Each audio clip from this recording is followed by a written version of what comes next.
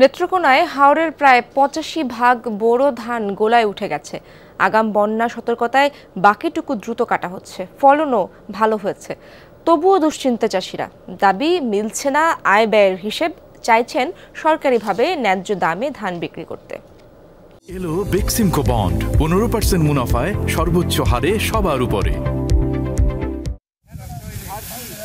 নেত্রকোনার মদন মোহনগঞ্জ সহ ৬ উপজেলায় চলতি মৌসুমে বোরোর আবাদ হয়েছে ১,৮৫,২৬০ হেক্টর জমিতে।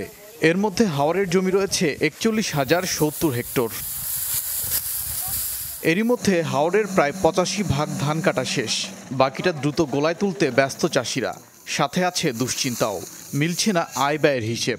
তাই হাওরের ধানের ন্যায্য মূল্য চান তারা।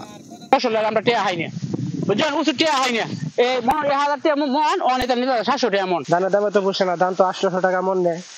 সরকারি শুনছি ১,০০০-১,২০০ টাকা মন দিয়েছে, পুষে না ধানে। খেতে ৫,০০০ টাকা, সার হয়েছে ১৬০০ টাকা বস্তা।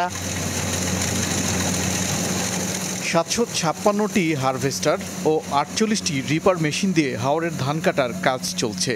কৃষি বিভাগের আশা, কয়েকদিনের মধ্যেই গোলায় উঠবে সব।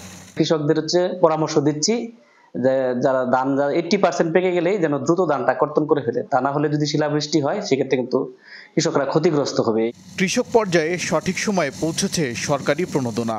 প্রাকৃতিক দুর্যোগও নেই, সাথে চাষিদের কঠোর পরিশ্রমের কারণে এবার হাওরে বাম্পার ফলন হয়েছে বলে জানালেন এই কর্মকর্তা।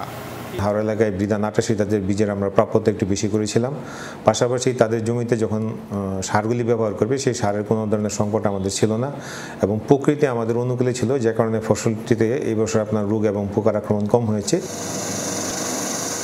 জেলায় এবছর ৮,২,৪৪৫ টন চাল উৎপাদনের লক্ষ্যমাত্রা ধরা হয়েছে, যার বাজার মূল্য প্রায় ৯,০০০ কোটি টাকা। ওবায়দুর রহমান, যমুনা নিউজ।